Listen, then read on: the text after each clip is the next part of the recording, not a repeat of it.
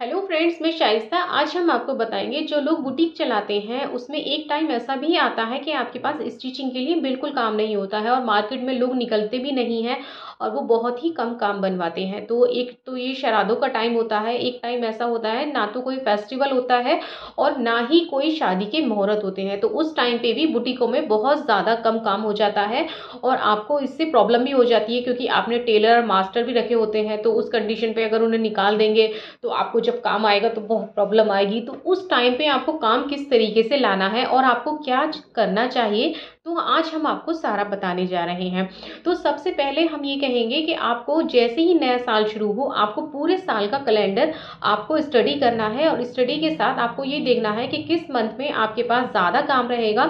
शादी के मुहूर्त के अकॉर्डिंग या फेस्टिवल के अकॉर्डिंग ये चीज़ें आपको ऑटोमेटिकली पता चल जाती हैं। जब शादी के ज़्यादा मुहूर्त होते हैं तो आपके पास काम भी ज़्यादा ही होता है, या बहुत ज़्यादा फेस्टिवल होते हैं तो उसके हिसाब से भी काम ज़्यादा होता है। और आपको ये भी पता चल जाता है कि इस टाइम पे ना तो कोई शादी का मुहूर्त है ना ही कोई फेस्टिवल है और श्राद्ध भी आ रहे हैं या बहुत ज़्यादा सर्दी है या बहुत ज़्यादा बारिश हो रही है।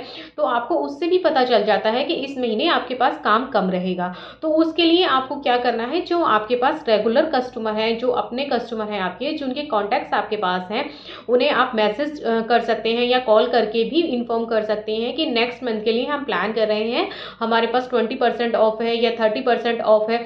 तो उससे क्या होगा कि जो लोग आपके पास ऑलरेडी स्टिचिंग करा रहे हैं तो उन्हें आपके ऊपर ट्रस्ट होता है कि आपकी स्टिचिंग बहुत अच्छी है या आपको उनका काम समझ में आ रहा है। तो उससे क्या होगा कि वो लोग आपके पास स्टिचिंग के लिए जो प्लान कर रहे हैं आगे के लिए कि हमें इस शादी में ये पहनना है, तो वो लोग प्लान करके वैसा ही आपको दे जाएंगे। अगर शराध आने वाले होंगे तो वो पहले से ही दे जाएंगे, देन उसे वो चाहे शराधों के बाद उठा लेंगे या फिर वो कह देंगे कि हमें 15-20 दिन लगेंगे उठाने में या जो भी चीज़ें XYZ आपको। लेकिन ऐसा होता है कि उस टाइम में जो अगर आप 100 लोगों को ये इन्फॉर्म करते हो कि हमने कुछ ऑफर निकाला है इस महीने, तो उसमें से 20% लोग ज़रूर ऐसे होंगे जो ये सोच रहे होंगे हमें आने वाले टाइम में ये कपड़े बनवाने हैं, तो वो पहले ही उन्हें बनवा लेंगे और वो आपके पास आ जाएंगे।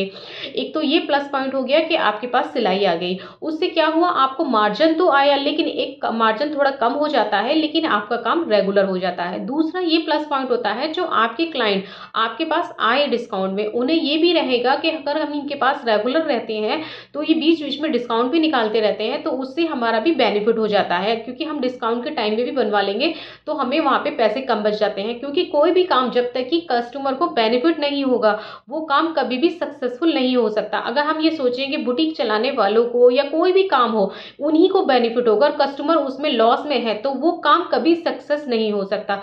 हमेशा कस्टमर का बेनिफिट सोच के ही काम को स्टार्ट करिए। तो उससे क्या होगा, आपका काम रेगुलर रहेगा, आपके टेलर भी रेगुलर रहेंगे और आपका भी माहौल बना रहेगा काम का, चाहे आपको मार्जिन कम हो, उससे आपके खर्चे निकल जाते हैं।